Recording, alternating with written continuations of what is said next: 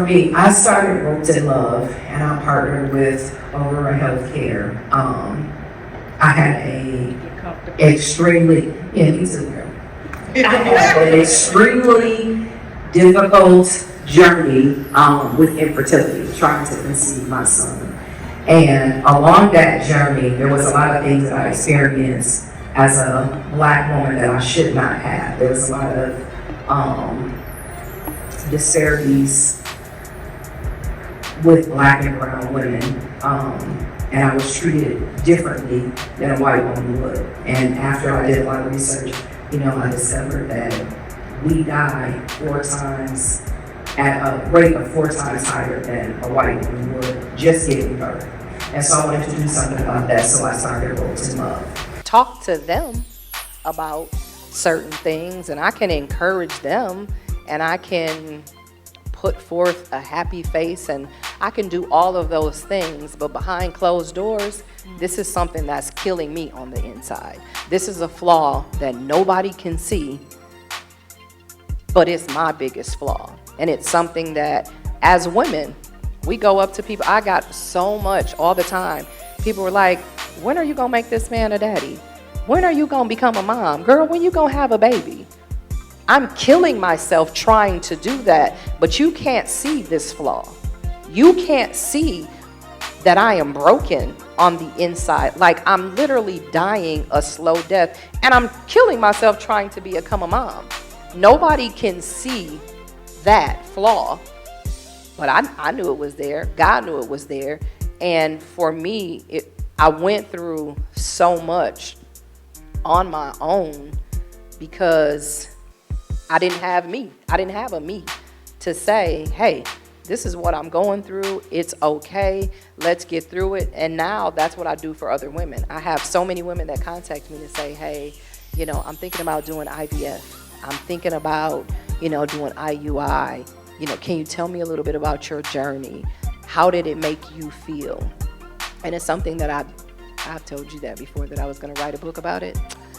I have not been faithful on that, but I'm going to tell y'all right here that I'm going to complete that task. I just have not done it yet. Negative, or what we identify, what we say is a flaw, which is really a quote-unquote imperfection. Why do you think that is? What do you think that could be possibly attributed to in your experiences? Honestly, there's a lot of people that deal with a number of different things for a number of different reasons. Sometimes it's something that you were made fun of. Like for me, when I was younger, I always wanted to be dark-skinned. Like, to me, that was kind of a thing that I considered to be a flaw, which people thought was really crazy, because a lot of people are like, no, yellow girls are in. I always wanted to be light-skinned. But for me, I was lighter than my siblings. And so my brothers would, say something to my sister, and they'd be like, yeah, you look like a little chocolate chip.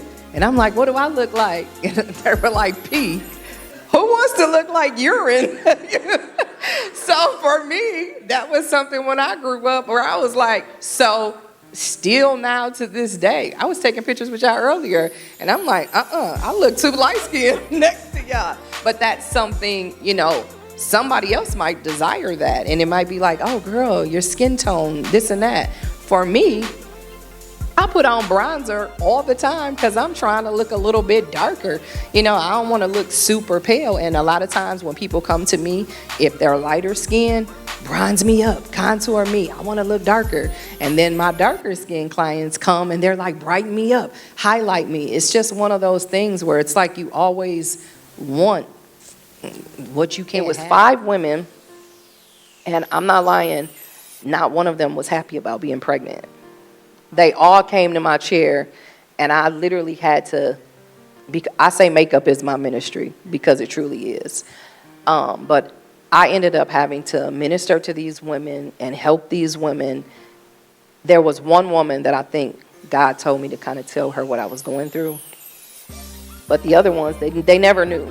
They came in and they were like, I'm so mad. Why am I pregnant again? And I'm having this baby, and I don't want this and this and that. And I'm like, she has no idea that is my greatest desire, and I am literally losing a child in this diaper right now doing her face while she's sitting here complaining. The very thing that you're complaining about, Yes. somebody wants it. The very thing that think about what you're complaining about now. And someone would gladly exchange places or change places with you. Absolutely.